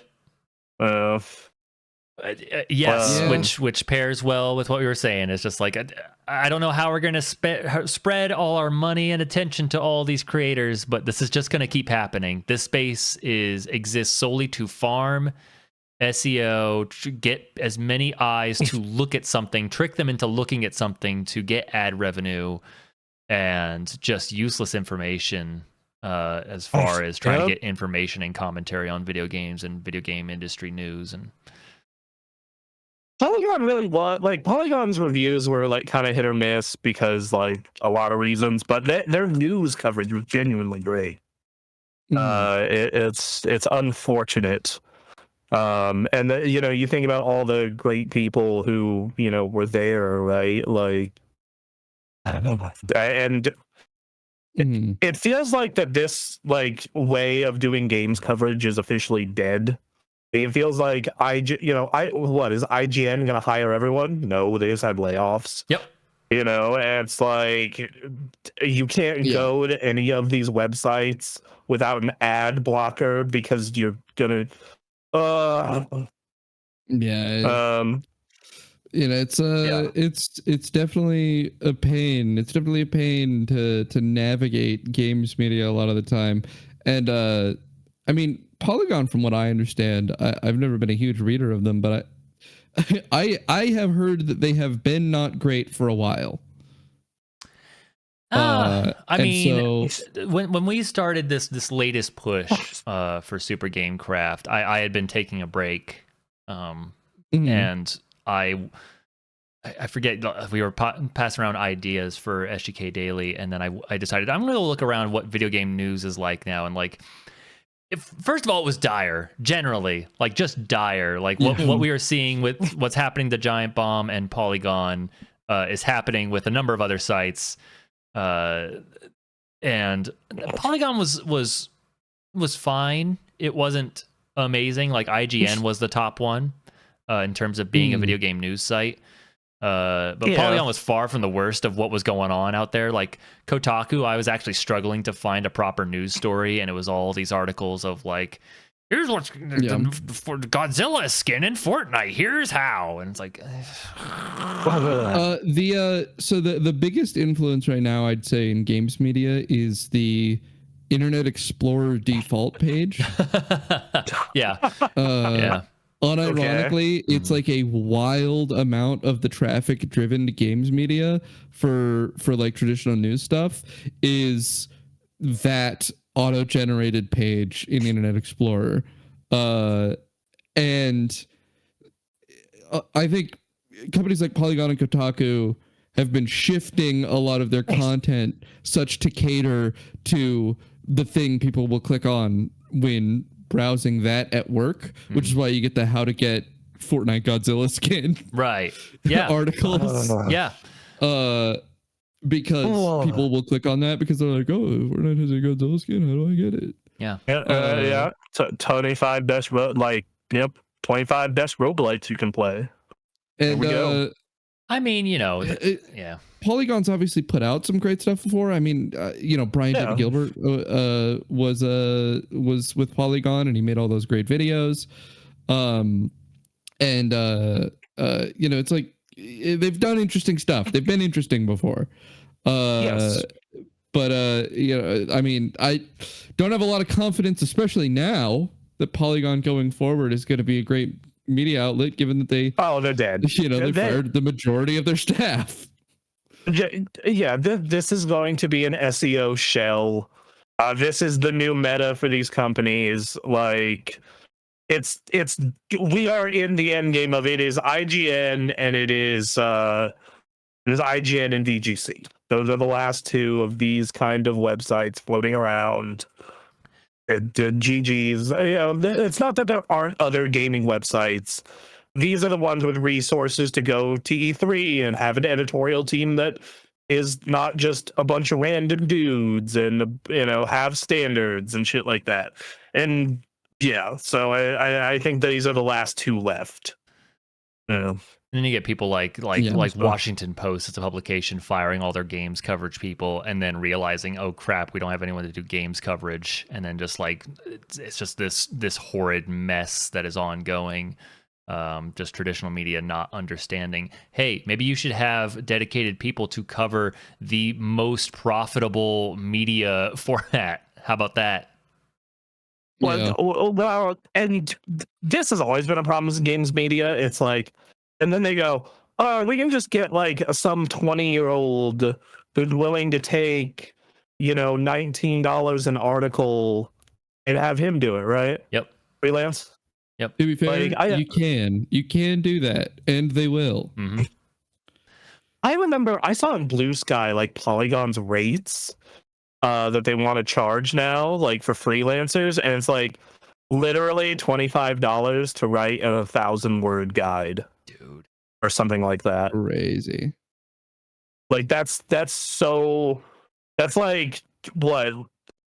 And how long do you think it would take you to write 1,000 words of a guide?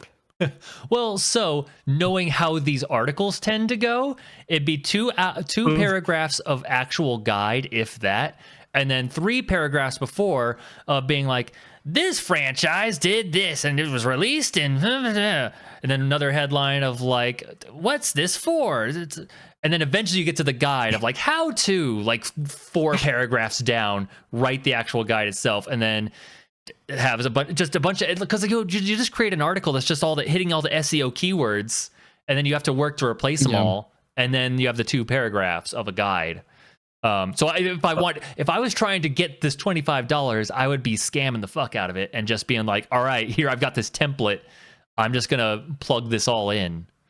So if I was being genuine, it would take way too much work for $25. But yeah, if they're gonna fuck me, I'm gonna fuck them. I put up my Nintendo video, and that's 2,500 words, and that took about 12-ish hours. So yeah, like, and that's like not able to be printed. Like that has a lot of stuff that I had to ad lib while working on it. So it's like, yeah, pay me an exposure. That's what it is. At $25, you're not properly paying me. So I'm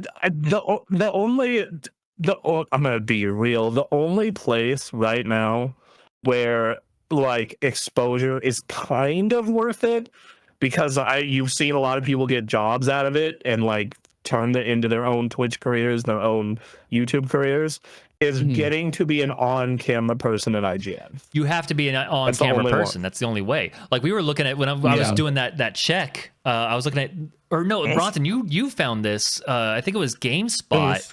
Like people were writing scripts to like talk about the news, and then they would put one of their on-air personalities on front to read it, and they were the in-camera person. And it's like, cool, the person who actually did the writing and the work isn't going to get the exposure necessary. Great. Right, because you look at I'm gonna try and find one of their video reviews, but they'll do like a video review in GameSpot right now, and it'll be by someone who doesn't work there at all. Like it's a freelancer, and then they'll have one of their like 3 face personalities do the fucking on camera bit or the video review portion. It's fucking stupid and crazy. It sucks, and that's I like the people that are the on camera personalities at GameSpot. Like I like Tim I just think Hussein. Lucy James is dope. Lucy James is awesome. Yep. Yeah. So this is not a knock on them, but it's like, man, we can't. This is not sustainable. We can't do this. Every now and then you get one that crosses over, like Split Fiction. Jessica Cogswell is a writer at GameSpot. But like, yeah, for a lot of these, like, because they do a video review for almost every one of these, right? Right. But then you look at the you look at the video review, and it's not that. It's someone reading the review, which is fucking crazy. Yeah. That seems so like why would you take that, like, as the writer? Like, what? Because the industry already was not a promising future 10 years ago. You take it because you need a job, like, but it's like right for IGN or nobody. I mean, well, IGN's a different story. IGN actually has staff that they pay and put on camera. Like, that's a different beast. But like this GameSpot thing, they are hired. Sorry, what? Oh, I was saying, well, it's right for GameSpot or nothing. That's why they're doing it. Is that they're out there lacking for work, and they go, maybe I'll get hired by IGN if I have a portfolio of posts on GameSpot that performed well. I mean, yeah, except this is a downward trend that we're witnessing. Like, just generally is the problem. Well, yeah, like the thing is, like, IGN just had layoffs like the end of last year, so it's like, why would they even keep that? Like, and it's. You look at the GameSpot review of Monster Hunter, and it's like, review by Richard Wakeling, narrated by Tom Coswell, and that's just what it is. And like, why would you take that? At that point, go make a YouTube video and try and get out there. Is it really worth the $25, bro? Yeah. What a lot of these people are doing is they're putting out stories just for the sake of having a portfolio that might get them hired at a better treating company. That's really what it is. Yeah. The way you get into journalism, and games journalism especially, is you just get out there and you write articles until someone goes, "Oh, I like their articles." You're not, is willing to not treat you like dirt. You're not getting into games journalism. You're not. It's like the guy who wrote the Monster Hunter review is actually a year older than me. Freelance game critic, reviews, features, and news for GameSpot, Games Master, PC Gamer, OPM UK, VG 24/7, Wireframe, Kotaku UK, Fandom, Waypoint, Paste, etc. So I'm just like sitting here and like, does this dude like does he just, and like you look at his portfolio and it is literally like, I'm looking at this and I just see GameSpot. Like, this man is trying so hard to get GameSpot Senpai to hire him, is what it looks like. Oh, that's a rough one to fight for. There's the pretty infamous case at IGN of the guy who was stealing content from people. He was plagiarizing. Oh, Philip Muchin? And he got on camera. And the way that he accomplished that was that he made YouTube videos. He just made a bunch of YouTube videos, again, plagiarizing people. He made a bunch of YouTube videos plagiarizing people that seemed bare minimum competently edited. And he just put stuff out. And he put stuff out long enough that when he applied to IGN, they went, yeah, that's pretty good. And he's put a lot of stuff out. So, then they hired him. And this is the standard that every media outlet effectively has right now. So there's a lot of people in games media who are eating dirt in hopes that games media becomes big enough again to hire people again. And then when that time comes, they're going to have the 5-year long portfolio of of contributions, which will put them in the position to be working at IGN. So 2 things.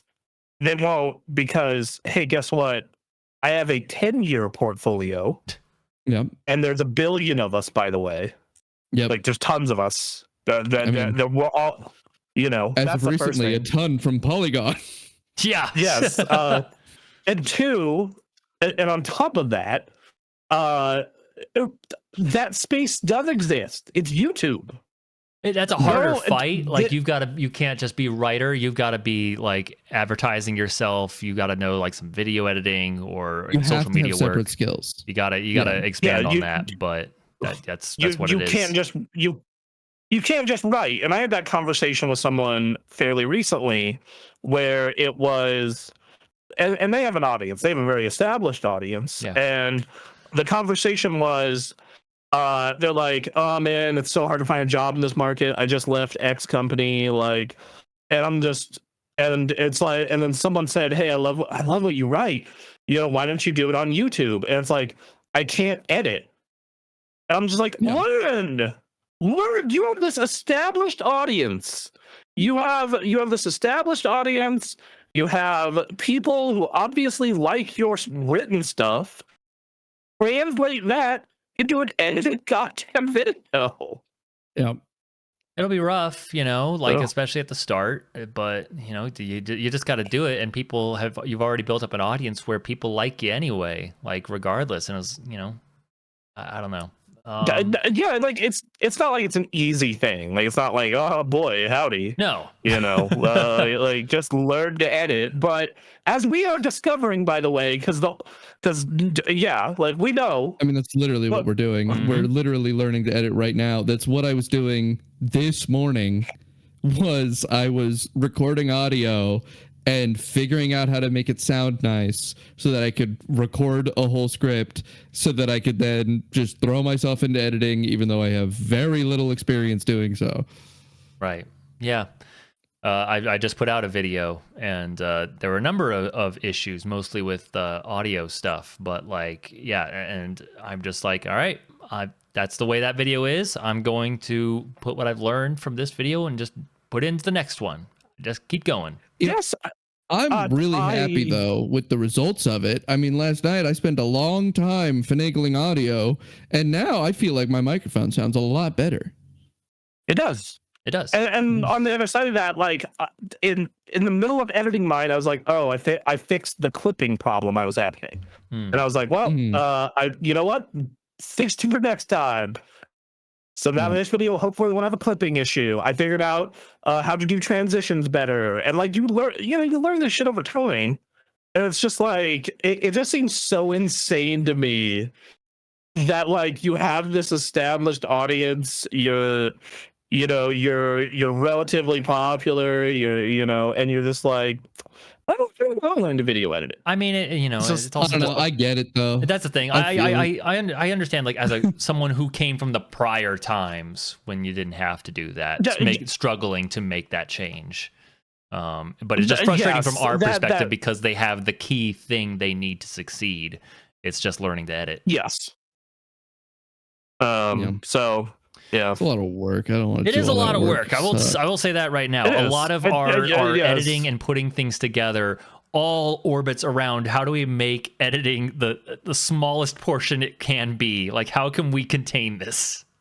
I mean, the entire focus of our channel has been basically, guys, let's put stuff out so that we can figure out how to put stuff out. Mm-hmm. Not necessarily being as concerned with the performance of that stuff. Yeah, exactly. Let's just make the best thing we can within a certain amount of time and just get it out there. Go. Okay. Yeah. It's been a great trial by fire. It really has. It really has. Yeah. Like it's been like, holy shit, I'm learning so much so fast because I literally have to. Right. Exactly. Yeah, so no, it's good. But yeah. I hope we can support these independent games media people as best we can. I hope we can just accept that this is going away. That all games media is going to eventually just become the SEO, ad revenue, farming operations that will crash and burn. We live within the slop. We eat it up. We're hungry little piggies. Oink oink. And let's support these creators who go out on their own to do their own thing, and like just let's get them going. Yeah. Get us going. Maybe that'd be a good idea. Maybe help us out. Yeah, I mean, look, we got a Twitch and a YouTube. Yeah. You should follow those. Yeah. Yep. You should give us the monies. You should sub. Or not even Speaking- monies, just come watch and subscribe and help us out. The numbers are helping a lot. Yeah. Yeah, actually, yes. Go watch the new Monster Hunter review that came up. Watch Dear the God. Monster Hunter review. I And, appreciate it. that in the- Comment and like it. I worked on it a bit. Yeah, like engage with our content. I'm posting the Monster Hunter review in the chat. There's got to be a better way of being like, But hey, speaking, yeah. go ahead. I was going to transition to the next story. That's Oh, what I'm okay. trying to do. I just want to say there's got to be a better way. We need to not fall into the language of content creators of like, go engage with our content. Like just And yeah, Call to action. call to Yeah, action. The call to action when it comes to the effect on the long-term performance of your video is unfortunately huge. It's Yeah. a major. Yeah. The call to action is a big deal. I'm currently working on animations to like make it less gross, but also pop up and tell you to subscribe and comments. Yeah. Right. All right. We have one last news story. Let's go I was ahead. gonna say, speaking of getting us going, we're going to the next news story. All right. Nintendo's suing the accessory manufacturer that showed off Switch too early. If you remember that news story from months ago.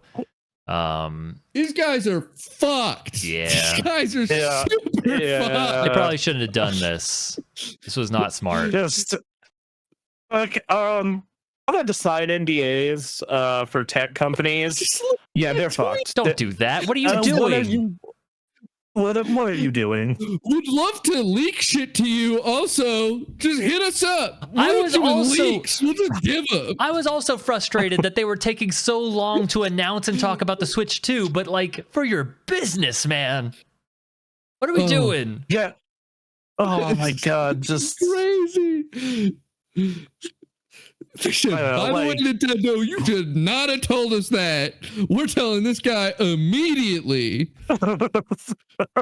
We are Jesus. breaking that The NDA. Genki CEO personally showed off the 3D printed mock-ups and stated to different reporters that Genki had or had access to an authentic Switch 2 on which Genki based the mock-ups, renderings, and 3D printed mock-ups. You know, maybe when this isn't announced, maybe don't fucking talk about that shit. Honestly, maybe don't. Like The God result of this damn, dude. lawsuit isn't even the important part. The lawsuit they're totally gonna lose.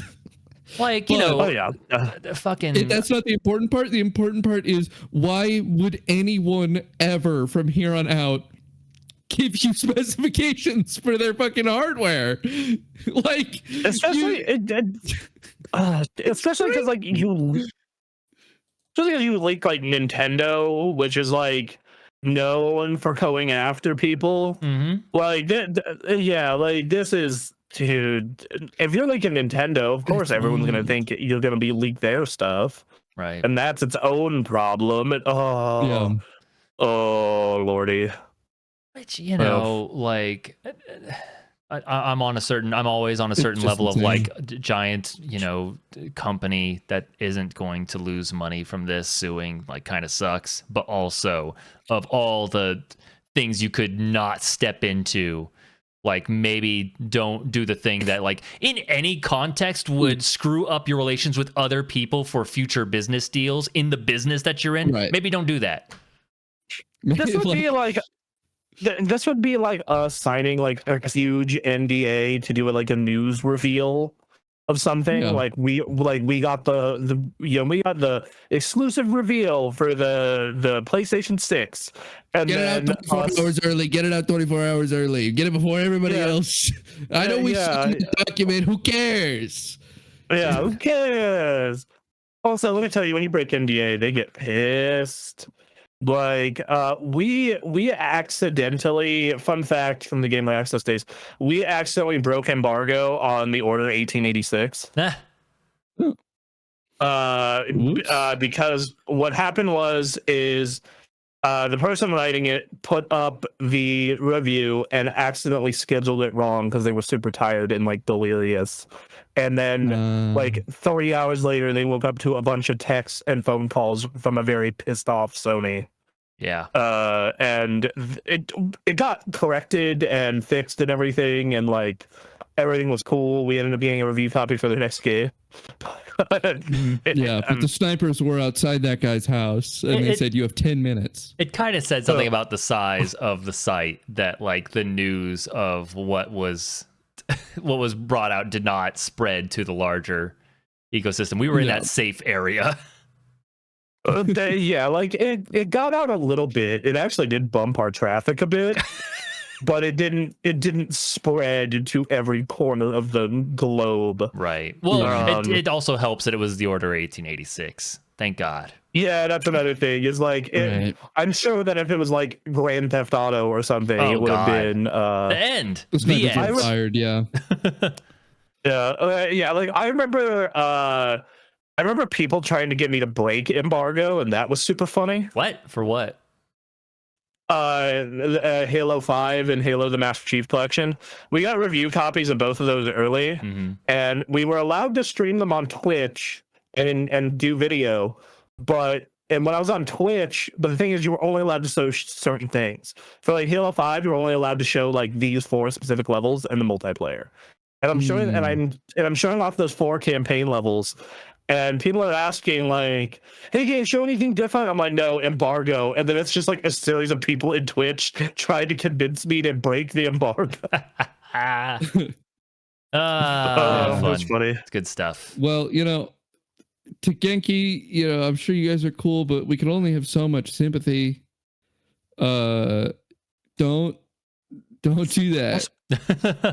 Good luck to the future of your business, man. Like even if like this dropped, like if Nintendo dropped this and didn't take a cent from you, like this is going to be tough for y'all going forward. The way this went. This combined with tariffs, baby. Oh God, yeah. Yeah, it's really bad for them. Ooh. All right. Well, that was a hell of a news week. Embargoes. Don't break NDAs. Don't break NDAs. It's a bad idea. What are we doing? That was a news week. It was, it was not a great NDAs. One, let me tell you. Or maybe do, because clearly you get fired anyways. Exactly, yeah. Break NDAs as a games journalist because you're not going to get shit anyway. Yeah, like, don't be brand safe. Don't break the NDA. Okay, don't break NDAs until it's your biggest NDA. Then break that one and make your exit. Transition into being an edgy content creator after that. It'll be the end of your journalist career, and it doesn't matter. Yeah, red text. There you go. There you go. Big white red text with mad face, crying mean faces everywhere. Yeah. All right. Well, I hope everyone enjoys playing video games this week. Enjoying. We'll be here. Please like and subscribe to help us out. That you have no idea how much that helps us. The way where we're at right now. If you missed the live show, this goes up on YouTube. We're on Spotify, Apple Podcasts, as far as I know. And well, all those places they go up every week. Feel free to join the Discord. We're talking about video games and everything else in there. So feel free to join that. Like and subscribe, or I'll accidentally eat my own fingers, all of them. I just won't be paying attention. How do you accidentally do do it on the that chicken nugget? Please do it on the YouTube as well, though. Yes, that's really content. Trying to grow that that's YouTube. Content right there. Yeah. All right. Maybe he'll do it. Maybe he'll eat his fingers on camera. Maybe. I mean that's. Yeah. I'd be disappointed. It will be an accident, but it will be like a butterfly effect consequence of your non-subscribing. So, I don't want to know how that happens. Exactly. So thank you guys very much for joining us. We'll be around. We'll be uploading videos throughout the week, and we'll see you next week. Bye. Bye. We love you.